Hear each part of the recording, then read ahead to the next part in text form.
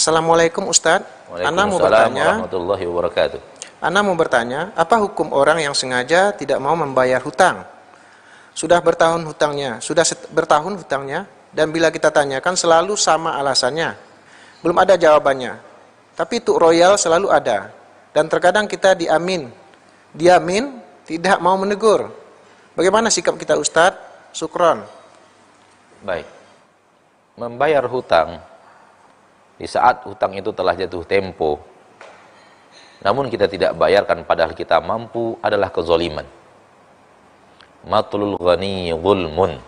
Dalam hadis yang sahih, Nabi SAW mengatakan matlul ghani zulmun.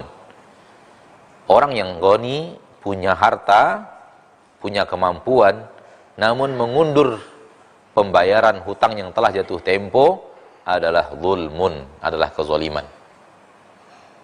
Dan az-zulmu dzulumatun yaumal qiyamah. Kezaliman akan mendatangkan kegelapan pada hari kiamat. Kezaliman akan mendatangkan kegelapan pada hari kiamat. Terlihat dari pertanyaan saudara atau saudari kita yang bertanya bahwa dia dizolimi. Bahwa dia dizolimi, orang yang berhutang kepadanya tidak kunjung membayar hutang, padahal untuk sesuatu yang sifatnya royal, dia memiliki kemampuan untuk itu. Terlihat juga dia royal dalam harta, namun ketika kewajiban membayar hutang, dia tidak memenuhi kewajibannya. Terlihat di sini adalah kezaliman. Dan kita menjawab sesuai dengan pertanyaan yang kita dapatkan. Apakah yang terjadi seperti itu? Wallahu a'lam. Kalau iya, berarti inilah jawabannya. Bahwa itu adalah kezaliman, dengan syarat bahwa dulu ketika kita meminjamkan, kita punya jadwal pengembalian. Harus kita tentukan tanggal pengembalian uang. Dan ini perlu kepada siapapun yang berniat berbuat baik kepada saudaranya. Siapapun saudara itu. Apakah saudara sedarah atau saudara seiman, seislam, yang ingin membantu saudaranya dengan meminjamkan uang, harus tentukan kapan tanggal pengembalian hutang itu. Kapan tempo pengembaliannya? Apakah 1 bulan dari sekarang? 2 bulan, 1 tahun, 3 tahun, 5 tahun? Tentukan.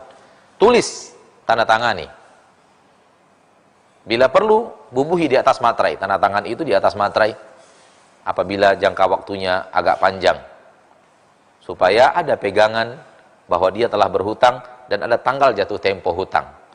Sehingga ketika dia membayar melebihi jatuh tempo yang telah dia sepakati, terjadi kezaliman.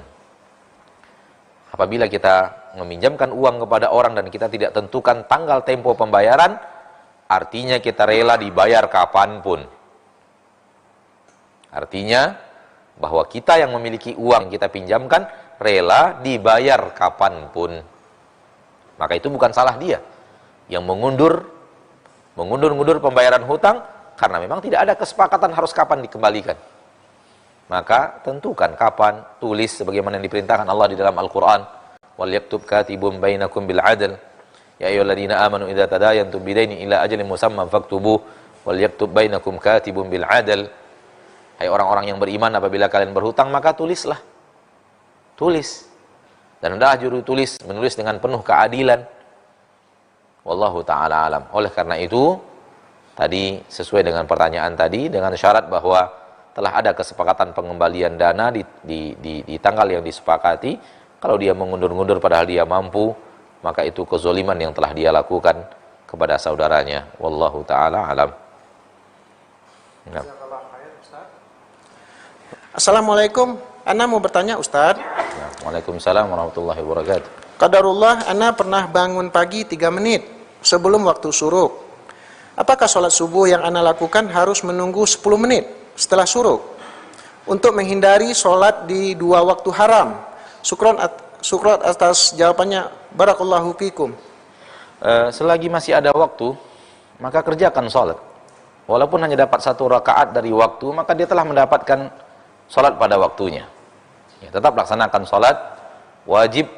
Ya, walaupun waktunya sudah sangat mepet, ya, maka dia telah mendapatkan sholat pada waktunya. Walaupun hanya 1 rakaat daripada rakaat subuh dia dapatkan di dalam waktu, maka terhitung sholat di dalam di dalam waktu. Walaupun 1 rakaat daripada sholat maghrib di dalam waktu, maka dia telah terhitung sholat maghrib di dalam waktu. Itu yang kita ketahui daripada masalah ini. Maka jangan biarkan waktu berlalu sementara kita tidak sholat. Ya, tetap laksanakan sholat karena memang ini keadaan darurat, bukan pilihan. Sementara larangan itu larangan pilihan.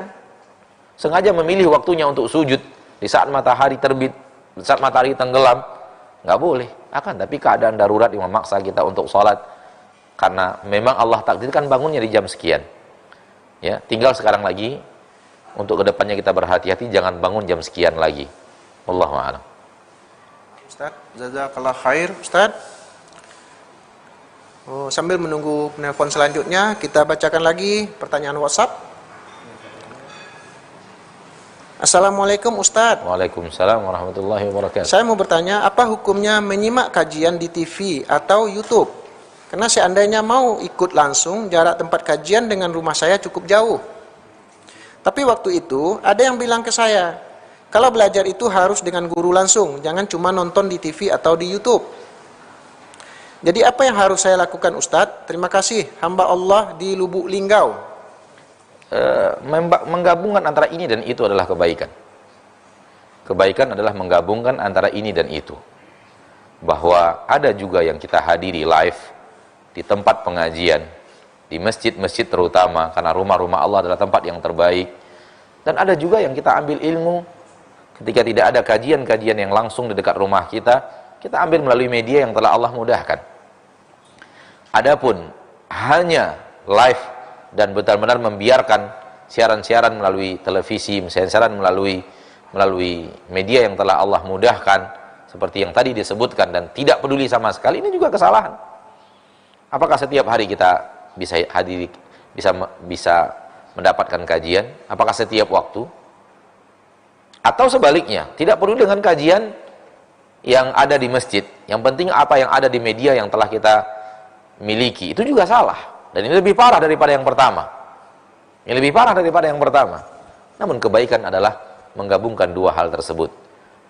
Ada bahagian daripada kajian yang kita hadiri langsung, dan pahalanya pasti lebih besar, keikhlasannya biasanya lebih besar, ya. Dan langkah kita menuju tempat kajian itu adalah pahala, pulangnya kita dari tempat kajian itu adalah pahala, dan duduknya kita di majelis itu adalah pahala besar, ditambah ilmu yang kita dapatkan.